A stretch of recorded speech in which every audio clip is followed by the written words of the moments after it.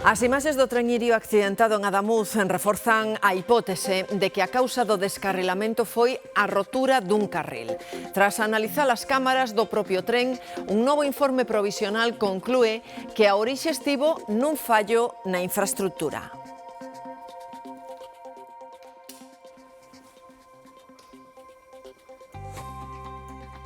Son imaxes do interior dos trens pouco despois do accidente, unha traxedia que a CIAF conclúe que foi causada pola rotura da vía, da que Óscar Puente dixo horas despois da traxedia. Es una vía completamente renovada. Unha explicación que daquela xa cuestionaban dende a CIAF. Creíamos que se había hecho una remodelación, una renovación integral de la línea Madrid-Sevilla después de 30 años de funcionamiento y no ha sido así. No Senado, Barrón advertía que a rotura de carrís é algo moi habitual en España, unhas 2 por semana.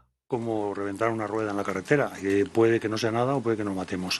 O informe que xa o ten a xuíza de Montoro descarta que os trens implicados sufriran algunha anomalía. Creo que es un accidente fortuito con una carga enorme de mala suerte.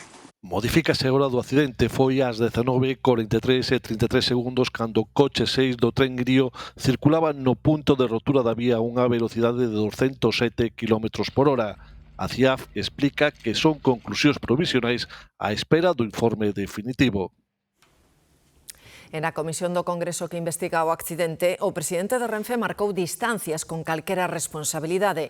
Álvaro Fernández Heredia lembrou que o tren Alvia foi o que recibiu o impacto do Irio descarrilado e insistiu en que Renfe é unha vítima máis do sinistro tanto en Adamuz como en Xelida. Defendeu ademais que os trens son seguros. Permíteme matizar que realizo mi comparecencia en esta comisión en nombre de Renfe, desde una posición de perjudicada, en tanto que se han producido 2 fatales accidentes que han afectado a nuestros viajeros y viajeras y a nuestro personal. 2 accidentes de los que Renfe no ha sido responsable, sino una víctima más. Hai un ano España enteira quedaba ás escuras. Así celebrábamos a volta á luz ás nosas casas tras aquel 28 de abril de 2025 en que caía todo o sistema eléctrico e o país se paralizaba por completo. Un apagón histórico sen precedentes que puxo a proba a resposta e a resistencia das infraestruturas. Un ano despois as incógnitas seguen abertas. A investigación trata de aclarar que provocou o colapso de todo o sistema. Os expertos apuntan a unha caída da tensión por un cúmulo de factores, mentras as compañías privadas e o operador público cruzan acusacións e reparten responsabilidades. 12:33 da mañá, España apágase por completo, cero enerxético. Non tienen ni idea de onde están los trenes. Marcha a luz e todo o país queda ás escuras. O Ministerio do Interior acaba tomando mando en 8 comunidades autónomas. Dependo de la electricidade. Non hai cifras oficiais de mortes vencelladas co corte da luz. Do impacto económico, a COE calcula que se perderon 1.600 millóns de euros.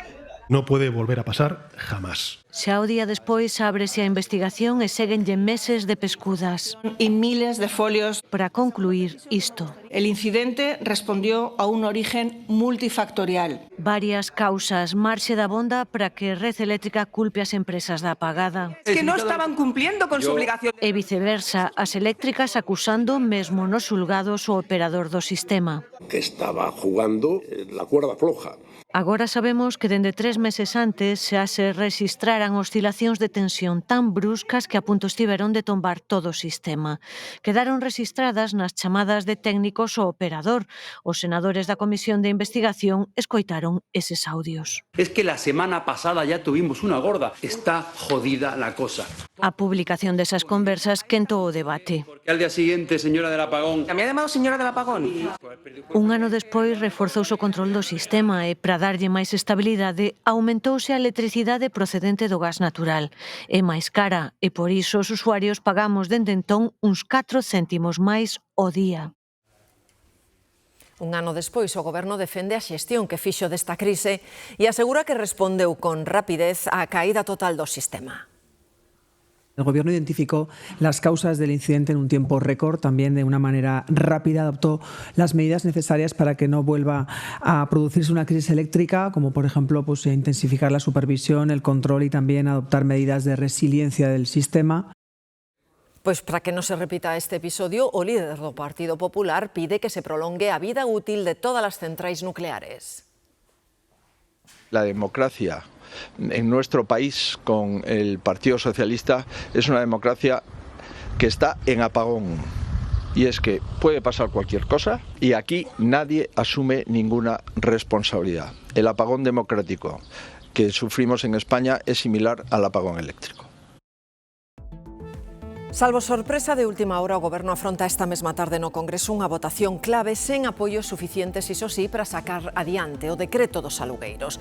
E se cae, desaparecerían medidas que afectan directamente ao peto dos inquilinos. O tope do 2% na suba anual dos alugueiros caería e tamén obriga de prorrogar durante 2 anos os contratos que rematen este 2026 e o 2027. Que se va a convalidar, que ya se lo digo yo. A esperanza debe ser o último en perder e a esa máxima agárranse en Sumar.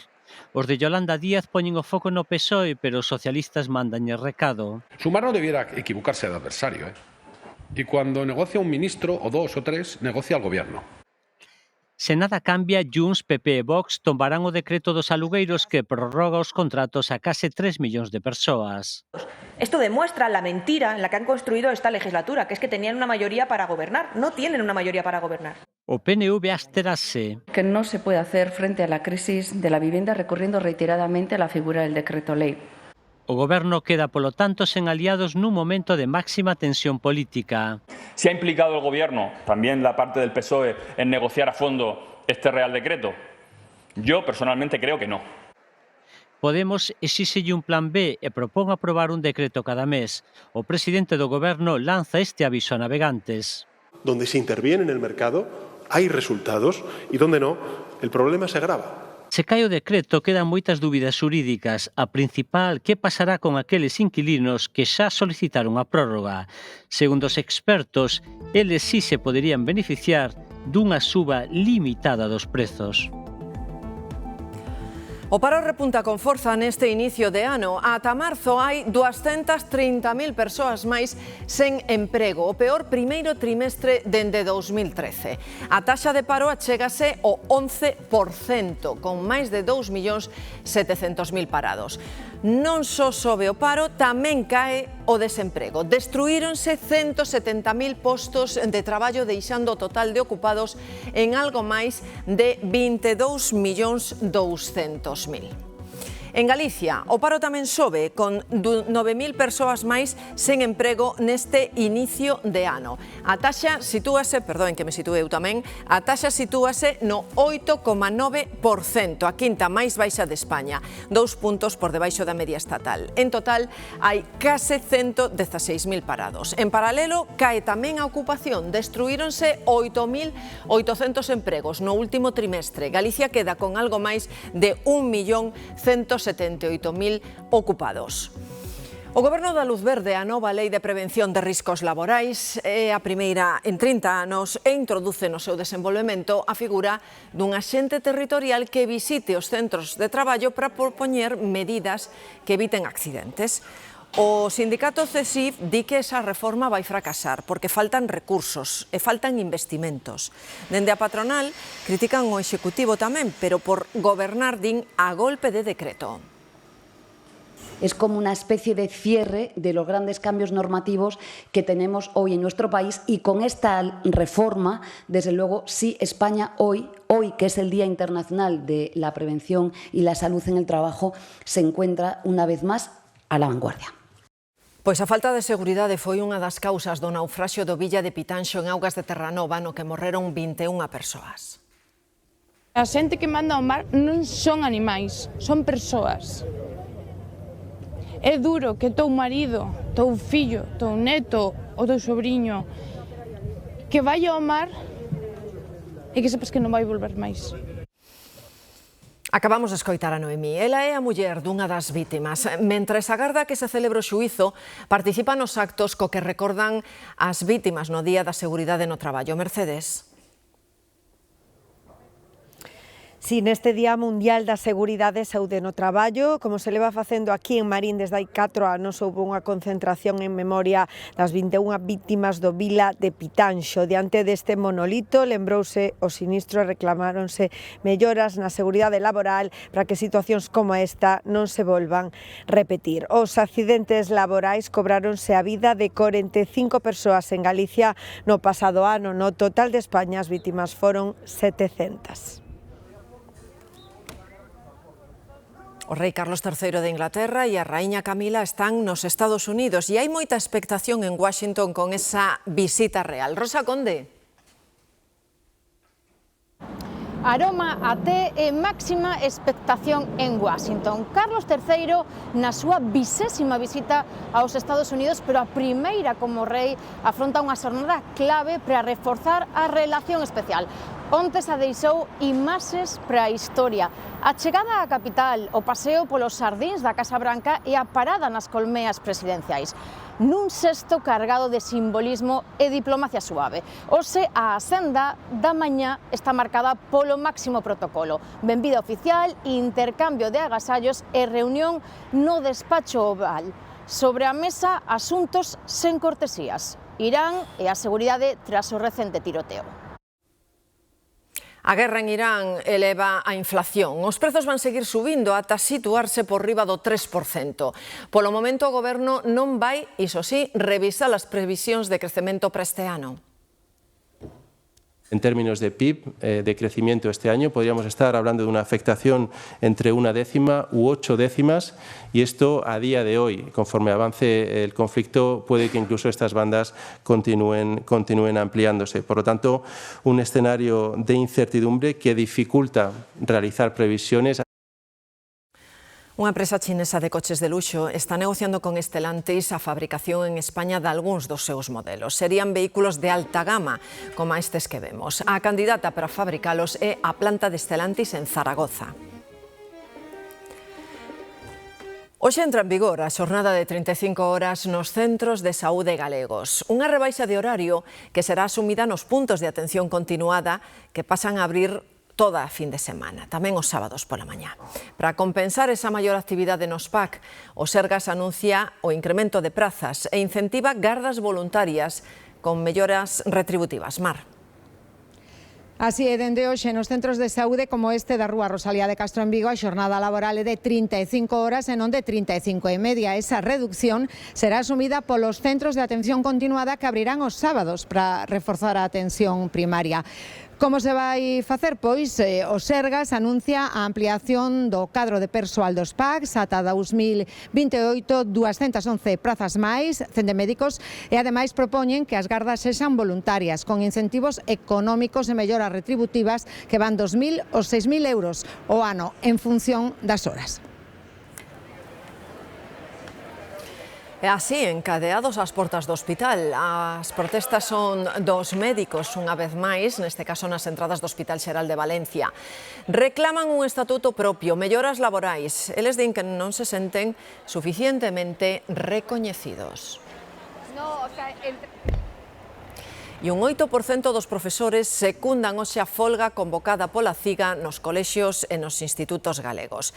Eses son os datos oficiais. O Sindicato Nacionalista adía ata mañá os datos de seguimento do paro. É a 6ª xornada de folga convocada polo sindicato este curso académico. A Xunta ten aberta unha negociación cos demais representantes sindicais para estender á secundaria as melloras que se aplican dende hai 3 anos en infantil e en primaria. Por certo que Vigo vai contar cun novo instituto que estará no barrio de Navia. A Xunta destaca que será un referente en toda España pola súa construción seguindo as tendencias da arquitectura pedagóxica. É esa que entende os espazos tamén como elemento educativo. Levará o nome de Domingo Villar e terá capacidade para 700 alumnos.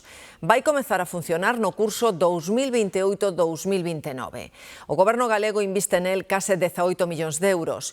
O presidente Rueda destaca a aposta da Xunta por Vigo. O gran esforzo inversor en materia de vivenda pública en Vigo e probablemente o maior de Galicia se está concentrando aquí, onde estamos, e polo tanto, cando faz vivendas para que vivan persoas, tamén tens que facer edificios para darlle servicio a todas esas persoas. O PSDG enfróntase a un novo caso de acoso dentro das súas filas, desta vez afecta ao alcalde de Tui. Denúnciano por acoso laboral e sexual. A denunciante é unha funcionaria do Concello. O partido di que non coñece ningunha denuncia previa. A investigación xudicial dentro do consistorio iniciouse pola denuncia dunha funcionaria que alegou acoso laboral e sexual, primeiro contra un edil e logo contra o propio alcalde. No partido respectan a acción xudicial e aclaran que non tiñan coñecemento deses feitos. Se hai algunha denuncia no canal interno do partido, nós non temos coñecemento, polo tanto que sepamos nós non hai ningunha denuncia no canal interno, o que hai é esa denuncia que está no xulgado. Desde as filas populares mostran a súa sorpresa ante a falta de medidas da dirección do PSDG. Serán outros os que teñan que explicar como nun momento exixían a adopción de medidas inmediatas e agora parece ser que non teñen nada que decir porque non coñecen e non lle consta. Mentres o grupo municipal do Partido Popular se lle pediu ao alcalde que compareza para dar explicacións ante esa denuncia. Máis cousas. O xuízo da Kitchen. O coronel da Garda Civil que xestionaba os fondos reservados durante o goberno de Mariano Rajoy non recorda que usasen os cartos para espiar a Bárcenas. Así o declarou en sede judicial. No recuerdo nada así. También le digo que el listado de operaciones que nos llegaban a nosotros mensualmente probablemente superaba el centenar o los 2 centenares. Nunca detecté ninguna irregularidad y utilicé las facultades de control que establece la ley. E en Aragón empezou o debate para investir o popular Jorge Azcón como presidente grazas a un acordo con Vox. Un dos puntos do acordo é o principio de prioridade nacional no reparto de axudas públicas. Azcón defende que se vai primar aquelas persoas con arraigo territorial, independentemente da súa orixe. Pero además del mandato, que los baremos de acceso a las ayudas sociales respeten escrupulosamente las leyes, demuestren arraigo territorial y la aportación al sistema de quienes las reciben, sea cual sea su nacionalidad. Moi boas tardes, empezamos aquí un especial informativo por mor desa noticia que nos sacudía a toda España e parte de Europa, Francia, Portugal, varios países todos sacudidos por unha caída do suministro eléctrico de forma masiva. Milleiros de usuarios están reportando dende hai un tempo falta de electricidade. Fai un ano falábamosles a esta mesma hora do apagamento masivo en España. Este informativo emitiuse, pero moitos de vostedes, case todos, non podían velo. Que estaban facendo? Que estaba en casa, además. Pues como cualquiera. Non teníamos nada eléctrico, non funcionaba la cocina. Foi a luz, e bueno, pensamos que era algo momentáneo, pero ao pasar o rato xa vimos que iba en serio. O apagamento prolongouse durante máis de 12 horas. Cando caeu o sol, nas cidades en iluminación destacaban as lanternas e as candeas dos que ían a pé. Tampouco funcionaron semáforos, nin portas de moitos garaxes que deixaron os coches aparcados nas rúas. A subministración non volveu ata as 3 da madrugada en moitos puntos. Esta imaxe repetiuse en moitos fogares galegos nesa noite do 28 de abril. Ceábamos con candeas ou lanternas. Imos ver que recordos e que leccións sacamos daquel día. O 28 de abril de 2025 soubemos o que era vivir sen electricidade nunha sociedade dependente da luz para case todo. Tenía que visitar varios clientes, no sabía ni siquiera dónde estaban, no tenía internet, no tenía para Google Maps, no me funcionaban las llamadas, entonces pues me las vi un poquito negras. Non circulaban os trens e as ringleiras repetíanse en paradas de taxis e estacións de autobuses. Tampouco funcionaban os semáforos. Púxeme nerviosa porque todos os semáforos que habían por aquí arriba pois non iba ningún, a xente cruzando, os coches tampouco paraban, foi un pouco caos. Tendas pechadas e outras fiándolle os clientes que non tiñan efectivo, porque os caixeiros estaban tamén apagados. No podían comprar era gominolas con peso, pero el resto de la mercancía la pudieron comprar. Nas casas tocou improvisar novos menús e cear a luz das candeas. Tuvimos que ir a comer a casa, a hacer la comida a casa de la vecina que tenía gas. Bueno, temos unha cociniña destas pequenas e, bueno, salvounos aí un pouco. Daquel día quedou algún aprendizaxe e tamén algún medo. Baterías portátiles para los teléfonos y así, y linternas y pilas. Bombonas, cocidiñas para non usar electricidade, as típicas linternas de pilas de toda a vida, os transistores e todo iso está funcionando a día de hoxe. Nesa xornada, xa dende media mañá a Televisión de Galicia estivo con vostedes a través dun informativo especial para relatarlles todo o que estaba sucedendo no país. E que España sí que é vítima dun apagón masivo. A falta de luz nas vivendas fixo que moitos non puidesen velo e recuperasen as radios a pilas, infalibles para manterse informados cos compañeiros da Radio Galega. O apagón de hai un ano tivo consecuencias terribles para unha familia de Taboadela, en Ourense. Morreron 3 persoas intoxicadas polos gases dun xerador eléctrico. Andrea. Sí, efectivamente, fai un ano esa familia de 3 da Cal Fernández perdía a vida nun momento no que loitaba por seguir adiante. Ese xerador que coméntase que tiñan na planta baixa da súa vivenda comezou a desprender monóxido de carbono que ascendeu pola súa casa ata a primeira planta no momento no que eles estaban dormindo. A mañá seguinte, cando España pouco a pouco ia retomando a normalidade tras ese apagamento xeral, para eles era xa demasiado tarde, xa faleceran. Un tráxico suceso que aquí en Taboadela deixou un fondo pesar. A quietude que rodea esta casa de Taboadela contrasta co rebumbio que se viviu ali hai un ano. No portón do garaxe percíbense aínda as pegadas dos precintos que colocou a Garda Civil na mañá do día despois do grande apagamento. A traballadora do Servicio Municipal de Axuda no Fogar, que acudía diariamente á casa da familia, alertou de que ninguén lle abría a porta. Ao entrar, os axentes descubriron os corpos en vida de 3 persoas. Francisco, de 81 anos, Antonia, a súa muller, de 77, e o fillo do matrimonio, Francisco José, de 57. O aniversario da traxedia reaviva o impacto sentido daquela pola veciñanza de Taboadela. Impacta un montón.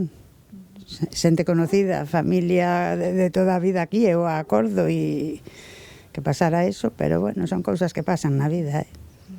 E así, mira o que fixo o apagón.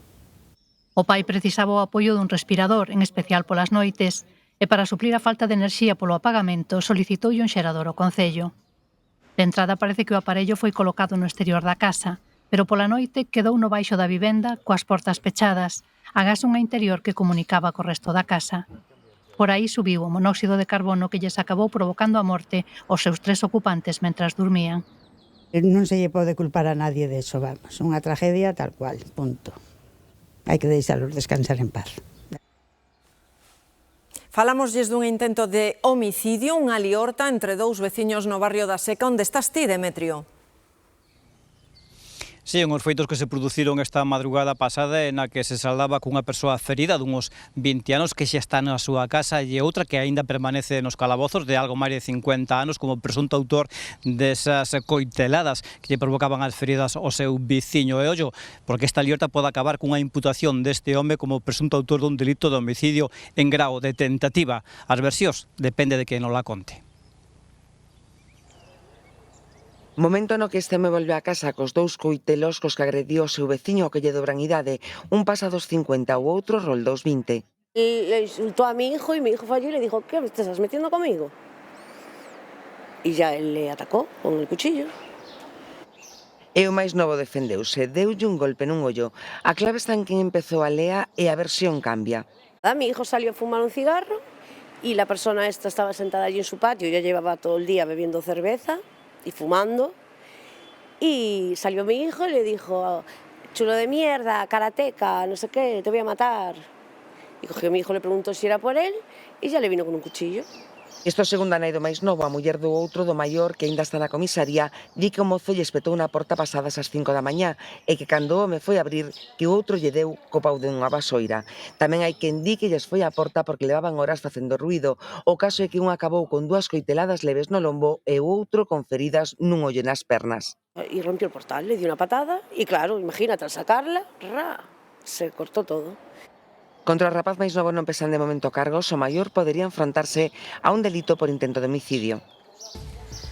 Queremos recordarlle a historia de Joel Quispe, un rapaz de 22 anos asasinado na Noiteboa de 2023 na Coruña. A súa nai volve pedir xustiza. No mes de xuño vai sentar no banco dos acusados o autor desa puñada que o matou, pero hoxe xa pasaron por o xulgado dous mozos que horas antes mallaran nel. Lo han asesinado a mi hijo y yo lo que siempre, desde el primer momento, pedí justicia por mi hijo, justicia. No fue 3, fueron más siempre y voy a ir por esa línea. Justicia por mi hijo, que no quede, y voy a recurrir hasta el último. Voy a luchar, no quede impune su muerte de mi hijo, no. Hoxe houve un pacto entre esas dous mozos para incluir penas de prisión para ambos agresores. Reyes.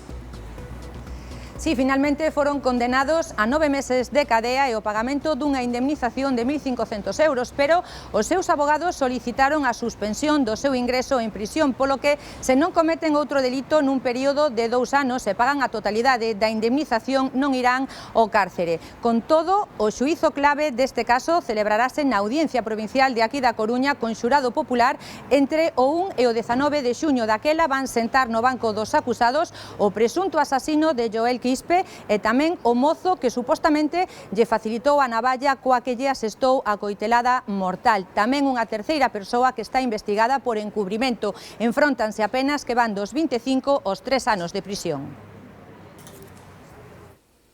Declaraban un cargamento de madeira, pero nos contedores traían ata 120 kilos de cocaína. A Policía Nacional deu con eles nun barco que chegou a Alxeciras, viña do Caribe.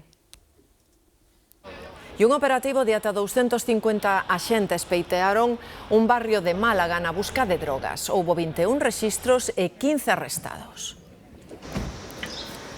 No País Vasco investígase a morte dun home por un disparo. Foi un veciño que descobreu o cadáver xunto a unha chabola. O corpo foi trasladado ao Instituto de Medicina Legal. Ter saúde sempre, eu creo que é o máis importante. Saúde é importante para seguir bebindo.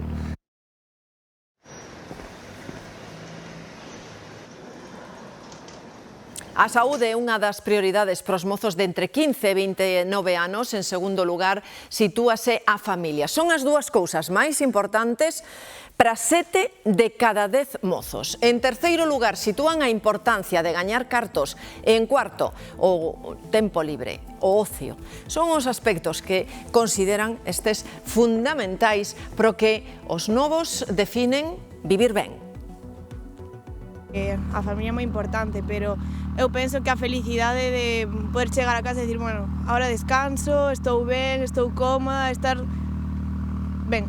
Ter uns cartos para poder conseguir ter unha estabilidade, unha casa, unha familia, formar unha familia e facer cartos. Estar ben de saúde, coa familia, amigos, etc. O Camiño Portugués da Costa está de aniversario. Fai 10 anos entraba na listaxe oficial de rutas xacobeas apoiado polo estudo de expertos do Camiño de Santiago e chega a celebración sendo ademais o que máis medra. É unha década de historia que dá para facer balance e para marcar obxectivos. O prioritario é seguir atraendo camiñantes. Festa de aniversario do Camiño Portugués da Costa para celebrar os logros da súa década. É un eixo cultural, é un eixo económico. Eu creo que o Camiño é o motor que temos para unir ese Portugal con Galicia. E compartir retos como a necesidade dun transbordador entre a Guarda e Camiña ou manter a hospitalidade ao camiñante. No es suficiente solamente con ofrecer una cama y un espacio para ducharse, tiene que haber un plus para ellos. Esta é a ruta que máis medra, multiplicando por 35 o número de peregrinos nos últimos anos. Como ahora o número 1 deste camiño é os americanos, norteamericanos, algo impensable. O segundo, no que va de ano, creo que é China. E Alfonso Rueda defende que pode seguir crecendo sen obsesionarse coas cifras. E a progresión agora mesmo é espectacular, se sabemos facela con sentidiño. E conseguimos que veña cada vez máis xente de máis países, que veña durante todo o ano, que veña a disfrutar e que encontre todo tipo de ofertas. Dos 2.600 peregrinos do 2016, o ano pasado chegou aos 90.000. Iso de marchar sen pagar a conta é unha práctica que se repite con demasiada frecuencia. O último caso dábase nun restaurante de Cee.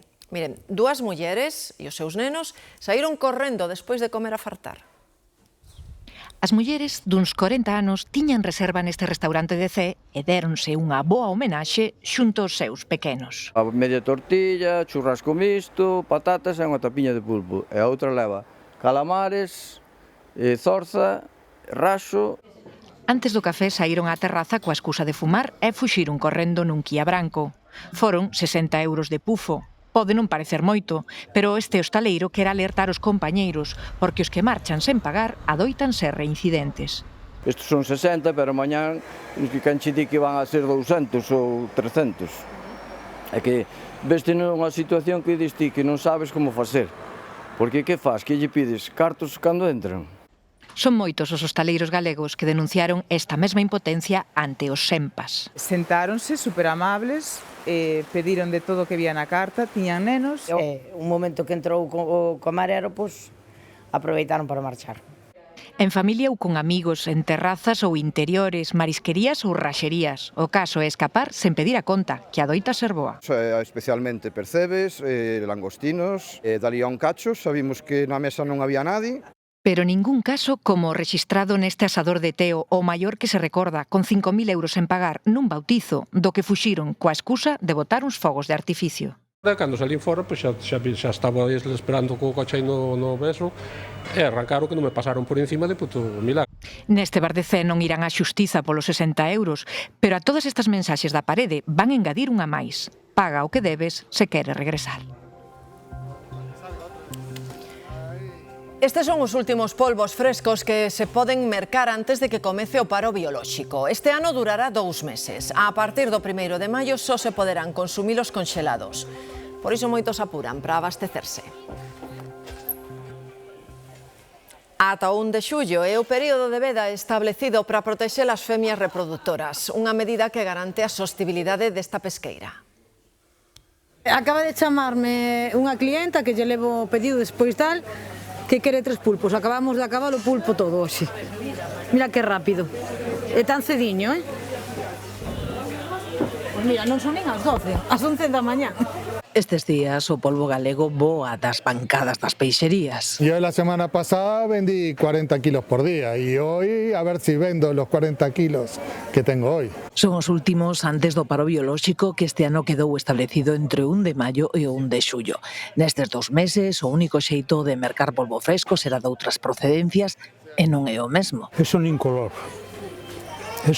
non é o mismo, vamos, pero non sei que pulpo comen por aí. Así que toca abastecerse. Sí, muchos compran 2, 3, 4 o más para tener para todo el verano. En julio vamos ter polvo, pero que pasa? Que ese polvo as primeiras semanas está flojito, porque acaba de desovar e non está tan sabroso como agora. Entón a xente xa di, xa congelo para estes 3 meses que veñen, aínda que só teñamos 2 meses de paro biológico. Teño como 4 ou 5 no arcón, máis 4 que levo agora. Para 2 meses eu creo que xa estou servido. Hoxe hai algún aviso de tormentas, pero as de onte deixaron pegada. O pedrazo que caía na comarca do Ribeiro afectou moitas zonas de viñedo, entre elas a parte máis alta do concello de Castrelo de Miño. Son os efectos da forte saraivada caída na tarde deste luns na parroquia de Macendo, no concello ourensán de Castrelo de Miño. Foi pouco máis de media hora, pero a intensidade e o tamaño da pedra tronzou todo o que colleu por diante. Teño 96 anos, e jamás vin tanto tempo caíndo pedra e como cortaba polas así, digo, máis gruesas que isto, e chimpabas polo medio. Pero pedras así de grandes como canicas, enseguida cubriu todo, a carretera chea de agua, regos de agua enormes. Os danos aínda están por cuantificar, pero serán importantes e algúns terrenos non darán colleita este ano. Os estragos provocados pola treboada tamén se estenden a outras parroquias deste concello da comarca do Ribeiro. Afectou tamén a parroquia de Vide, a parroquia de Estariz, a parroquia de Prado tamén afectou un poquinho. Falei con colleiteiros e adegueiros e dicen que en menos medidas. Dependendo cada follato de por sí como cicatrice, habrá algúns que poderán ter algo de cosecha, en principio non moita, e incluso o ano que ven condiciona que temos que podar a cotón, porque estos son varas que hai que doblar e isto vai reventar todo. A denominación de orixe Ribeiro a que pertence esta zona produce de media anualmente uns 10 millóns de kilos de uva. Os cans non poden evitar marcar con ouriños o territorio polo que se moven, é algo instintivo. Somos as persoas as que temos que atallar estes comportamentos na rúa por unha cuestión de salubridade e, ollo, tamén porque se estragan fachadas e mesmo o metal dos farois. Sabe o ben Raúl que está farto de que lle estraguen a parede do seu negocio no Milladoiro. Y lo podemos ver tanto aquí en el portón como en los postes del alumbrado, es consecuencia del ácido úrico. Si tes reixas de metálicas, ao final oxídanse, púdrense e hai que tirar con elas. Cristina abría esta mañá o seu negocio e atopou un día máis a parede con marcas. Hoxe encontrome, bueno, como podedes ver que sí, que xa hai bastante orina nesta zona da calle, sí. Estes cartéis son unha solución e mesmo hai quen coloca botellas de auga que dis que funcionan. Home, todo Dios supón, non sei por que será. Eu tamén lle puño lá, teño unhas casiñas en Ribeira, tamén lle puño así na porta. O caso é que todos coinciden en que os ouriños dos cans estragan a pintura e mesmo o metal. E non é unha opinión da xente, é ciencia. Iso é pola composición normal que ten a orina e efectivamente mancha e é moi incómodo. Algúns teñen a solución para sermos máis cívicos. Agua con un líquido para botarlle por si me mexa normalmente. Normalmente non o deixo, pero se me coincide, pois boto un pouquiño de agua para limpiar. Pero o que está claro é que non é culpa dos nosos amigos peludos. Son dono de can e vexo que hai moitas cousas que non se fan. Moitas persoas incívicas. Senón dos que deberían ter máis sentidiño ca eles.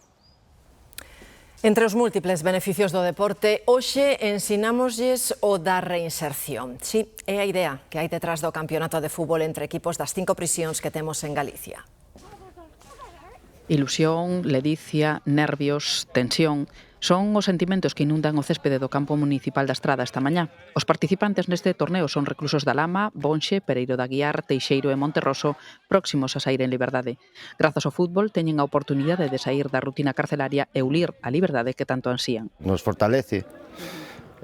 Trabajas muchas cosas en el deporte, tanto la unión en grupo como el sacrificio, los valores.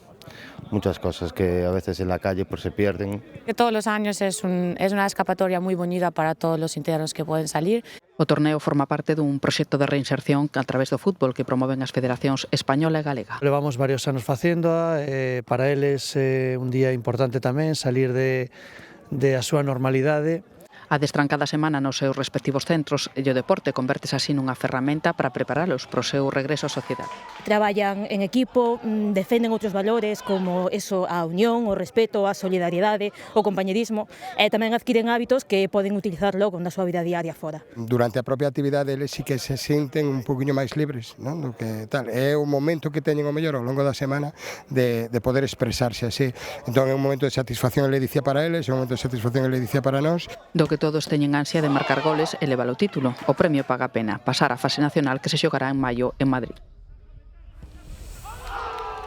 Estamos xa nos chamados días espello de eclipse. Nestas xornadas a posición do Sol con respecto á Terra é similar á do próximo 12 de agosto. Así que esta mesma tarde pode ser xa un bon momento para fixarse no ceo e escoller o mellor lugar para seguir este fenómeno astronómico tan inusual. A Lúa vai se interpoñer entre o Sol e a Terra o próximo 12 de agosto e a súa sombra provocará que se faga totalmente de noite durante uns minutos en media Galicia ás 8:28 da tarde, co Sol xa baixo.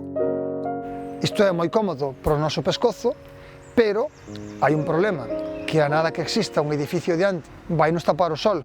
Comprobámolo onte mesmo na Praza do Obradoiro desde onde a eclipse non vai ser visible e vimos que pola contra se vai ver moi ben desde a Cidade da Cultura porque estamos nos días espello. Temos que ter en conta que a órbita da Terra ao redor do Sol pois dá unha volta e cando facemos unha volta, por exemplo, se imos de Vigo a Coruña, pasamos por Santiago a ida e pasamos por Santiago a volta. Este mismo símil, o 12 de agosto é un momento de volta, e o de ida o 30 de abril. Pero nos días anteriores e posteriores está case xa na mesma posición, así que recoméndannos en Meteo Galicia mellor ir aproveitando hoxe porque mañá vai estar nubrado. As treboadas que estamos tendo estes días na metade sur mañá exténdense a gran parte do territorio. Sin embargo, xoves e o venres, posiblemente, si podamos intuir ou ver a posición do sol. A proba hai na que facer estes días ás 8:20, 8 minutos antes da que será en agosto a hora da eclipse. Falamos agora do máis próximo, temos novidades, fíxense, zonas en aviso que se amplían con respecto a onte, toda a provincia de Ourense, a de Pontevedres, as comarcas do suroeste da Coruña e tamén o sur e a montaña de Lugo. Desta hora está descargando xa con intensidade a tormenta en zonas como a Terra de Tribes e a comarca de Viana. Non me quero esquecer tamén falar dun novo aviso tamén polo nordés, primeiro na Costa da Morte, despois no litoral noroeste. Se falamos das temperaturas, é certo que están en tímido ascenso, sobre todo na metade norte de Galicia. Onte a máxima na Coruña quedaba en 16 graus, estamos achegando aos 23, o que non cambia, como sempre, que o contamos todo, tamén a previsión para os próximos días, despois de Sei Martínez e a información deportiva.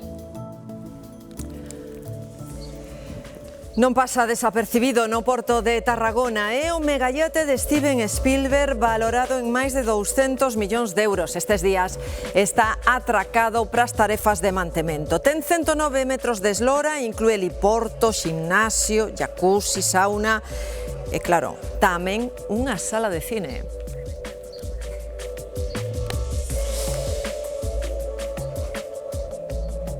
E xa que falamos de barcos, a partir deste venres, en Manila, nas Filipinas, teñen unha réplica a tamaño real dun galeón español. A embarcación quere contar 250 anos de comercio no Pacífico. Nos marchamos, ata mañá.